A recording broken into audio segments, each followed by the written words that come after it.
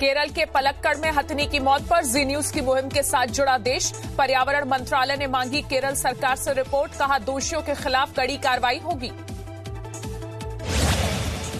हथिनी की हत्या पर मेनका गांधी ने कांग्रेस नेता राहुल गांधी पर उठाए सवाल, कहा राहुल गांधी केरल के सांसद हैं, फिर भी वहां हथिनी की हत्या पर क्यों साधे हुए हैं चुप्पी।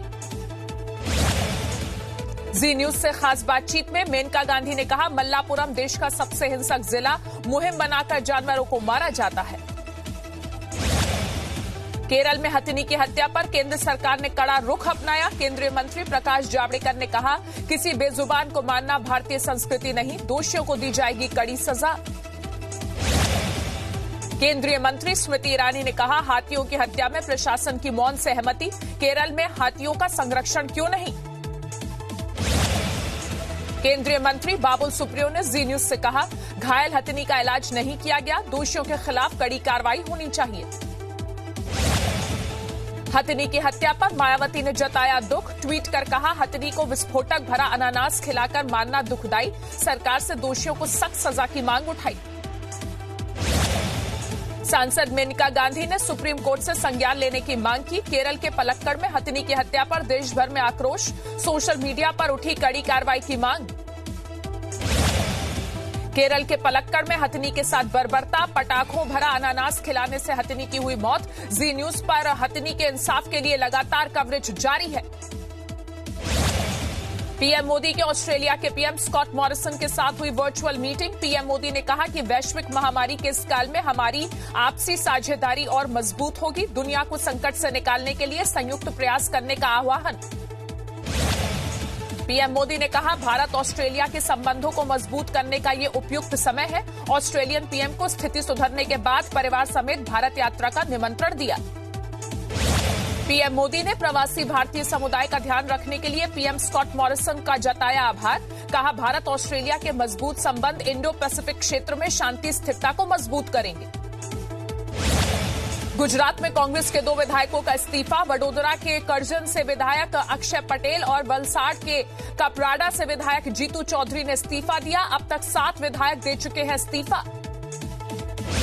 लद्दाख की गालवान घाटी में एक जगह पर चीनी सैनिक थोड़ा पीछे हटे हैं। हालांकि पैंगोंग झील में अभी भी फिंगर फोर पर सैनिक आमने सामने हैं। इसे चीन का बातचीत शुरू करने का संकेत माना जा रहा है।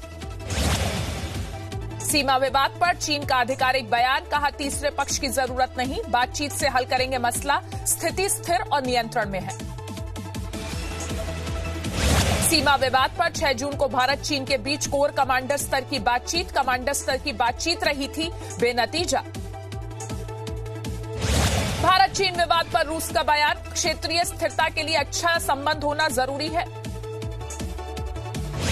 भारत चीन में लद्दाख पर चल रही तनातनी के बीच दक्षिण कश्मीर में आपातकालीन हवाई पट्टी का काम शुरू हुआ।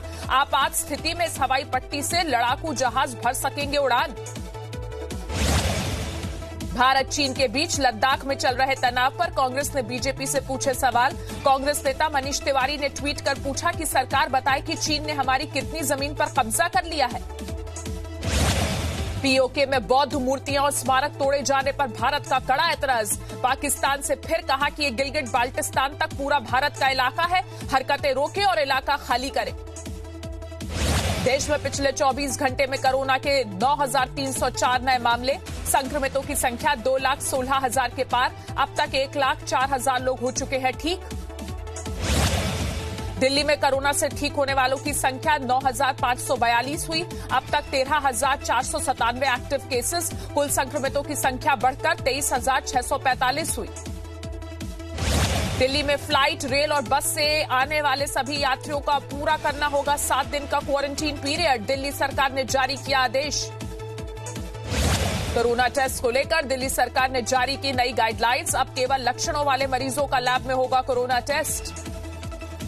दिल्ली में आरएसएस का एक दफ्तर भी कोरोना की चपेट में आया। संघ के प्रचारक डॉक्टर सुनील अंबेडकर और डॉक्टर योगेंद्र के अलावा 2 बावर्ची कोरोना संक्रमित पाए गए। महाराष्ट्र में कोरोना के एक्टिव केसों की संख्या बढ़कर 39,944 हुई। अब तक 32,329 लोग कोरोना को दे चुके हैं मात। कुल 2,587 लोगों की हो चुकी है मौत। तमिलनाडु में कोरोना से ठीक होने वालों की संख्या बढ़कर 14,316 हुई। अब भी 11,348 लोग कोरोना संक्रमित। राज्य में कोरोना से अब तक 208 लोगों की मौत। राजस्थान में कोरोना से ठीक होने वालों की संख्या 6,744 हुई। अब भी 2,699 कोरोना संक्रमित हैं। राज्य में कोरोना से अब तक 209 लोगों की मौत। बिहार में कोरोना से 2,077 लोग ठीक हुए। एक्टिव केस की संख्या 2,288 पर पहुंची। 25 लोगों की कोरोना से अब तक हो चुकी है मौत। कुल संक्रमितों की संख्या 4,390 हुई।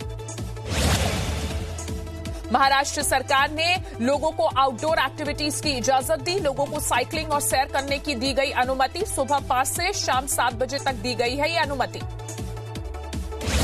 महाराष्ट्र में शिवसेना के मुखपत्र सामना ने राज्यपाल पर साधा निशाना। संकट के समय में सत्ताधीशों को कम से कम बोलना चाहिए। कॉलेजों की परीक्षा कराने के मुद्दे पर राज्यपाल से जताया विरोध।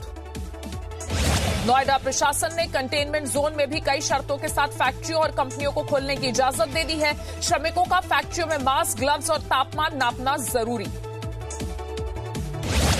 सुप्रीम कोर्ट ने दिल्ली एनसीआर में रहने वाले लोगों की आवाजाही के लिए एकीकृत व्यवस्था बनाने का आदेश दिया। कहा कि इस इलाके में एक कॉमन पास जारी हो जिसकी हरियाणा, यूपी और दिल्ली में मान्यता हो। 1 हफ्ते में कार्रवाई का आदेश। वंदे भारत मिशन का तीसरा चरण 9 जून से, एयर इंडिया 5 जून से शुरू करेगी। अमेरिका, कनाडा के लिए टिकट बुकिंग। 30 जून तक की 75 उड़ानों के लिए बुक होंगे टिकट।